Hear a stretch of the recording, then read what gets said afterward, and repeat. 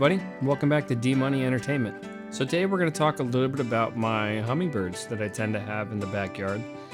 Now, ever since about 2 years ago when I actually put my feeder out for the first time, I've had a consistent presence of ruby-throated hummingbirds in my backyard. I've had one sighting of a black-chinned, but for the most part, I've only really had these guys, and that's okay. I love these. I love these birds, man. They're honestly so entertaining to watch. They're so full of personality, and they're way more aggressive than people give them credit for.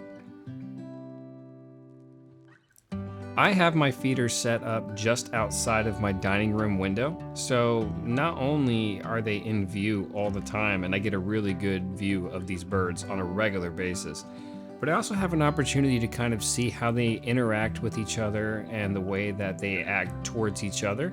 And they're not nice to each other. They're very mean to each other. We'll get into that here in just a minute. But the way that I care for them is I make sure that I change the water every 2, maybe 3 days. Sugar water tends to have black mold that builds up inside of it. And that's not good. That can hurt the birds. It's very dangerous, honestly, if they were to have too much of it. But you want to make sure you maintain your feeders at all times. You never want to put them in a situation where they're going to be at risk for some sort of injury or health defect because you weren't monitoring the quality of the food you're giving them. And it's totally okay to just literally just 4 parts water, 1 part sugar. As long as it's equal parts, you've got what you need to be able to take care of these birds and feed them. Now, I've seen quite a few different birds coming over to the feeder. I do have one female, like I said, that she kind of sticks around throughout the year. I enjoy her a lot. This is her right here. She'll return here soon, I'm sure. Now, aside from that, every year I tend to have a male that stops by, sometimes 2. I don't know if it's been the same one every time because these birds are highly migratory. The female tends to stick around, but the guys don't. Now, there's a good chance that I'm going to see them again here pretty soon, but I'm hoping that I can get a good influx of birds coming through. Maybe put another feeder out and keep it consistent.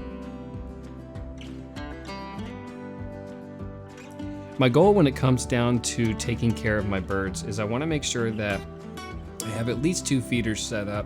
The one outside of my dining room, very good, very good. Want to make sure I keep that. But I want to put one in the front yard, kind of facing the road towards underneath my tree that's right in front of my house. And then I'm going to put another one in the back corner of my yard.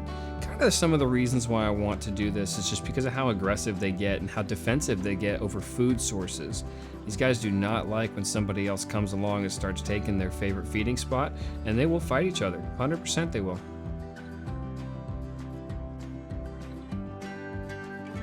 Now, let's talk about the migration. Now, every single year, hummingbirds, all species of hummingbirds, not just ruby throats, hummingbirds travel a great distance. I mean, a very, very big distance. Texas happens to be a highway for hundreds of species of avian, hundreds of avians. A lot of birds come through this area, and because of that, you're going to see a lot of different species, and you might have some that stick around for a good period of time, but for the most part, you're going to have passerbys. You're not going to have anybody who sticks around for a very long time. It's pretty easy to identify between male and female, but where things do get a little bit tricky is actually females to juveniles, because juveniles look remarkably similar to female hummingbirds. You can tell from a couple of different things, like the wing length is one big part of that, but it can be a little bit difficult at times to identify between a juvenile and a female. Now, of course, what's not difficult to differentiate between is the difference between a male and a female, as previously stated. Now, the females can get a little tiny patch of a very iridescent, reddish pink color on their throat. However, the males sport this like it's everything. I mean, they live their life with that flash of color on their neck, and it goes from being black to being vibrant in just a turn of a head. And in this video here, you can see that my local female is courting the male. It's kind of different. I mean, she sat here for about an hour, basically dancing and singing to him and getting his attention. It was remarkable. I mean, it's beautiful to see. But you know, one thing about ruby throats is that they can lay up to 3 eggs, and they'll hatch as many as 2 times a year. So basically, the 2 times of the year that they do that is typically in the spring, and that's usually when the males are passing right by. They usually return to where they hatch every single year as well. So if you have one that is, well, conceived in your backyard, the likelihood is it will come back to your backyard. The gorget can look black, and the gorget is basically, it's that iridescent tuft on their neck that makes them the ruby-throated hummingbirds. Now, the males have a forked tail. That's one way you can tell between them, and the females have more of a rounded tail. One of the things that kind of can happen very often as well is that the males can be mistaken for blackstrap chinstrap hummingbirds, which look similar in coloration, but they don't have that iridescent color. So that's a misidentification that tends to happen very often as well. They live about 5 years, and many don't make it past a year because of the chaotic lifestyle that they have. I don't know how many people know this, but hummingbirds have to continually feed. They don't have an opportunity to stop eating because their metabolism is remarkable. Part of the way that they're able to fly the way they do and beat those wings as quick as they do is having that high metabolism, so it requires a lot of fuel. And this is effectively a little furnace that's just constantly burning calories and burning nutrients to just continue existing. And hummingbirds are remarkable in that way. These guys constantly live in a world where survival is everything, and there's no chance for a slip up. When you're this tiny, everything can hurt you and kill you.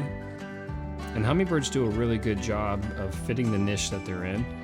They're very aggressive towards each other. They're defensive towards the things that, whether it's food or their territory, they don't tend to tolerate intruders. Now, if you're a human being and a larger animal, you're probably okay. They're not really going to mess with you. But it is important to know that where there's one hummingbird, there's aggressive hummingbirds. Period. Some of this video's information was pulled directly from the Cornell Lab of Ornithology.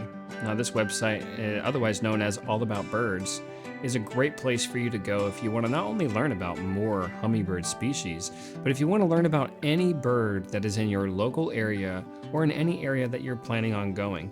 The Cornell Lab does a great job of creating a database with a ton of information, and I was able to get some extra information that I didn't learn from personal experience from the Cornell Lab.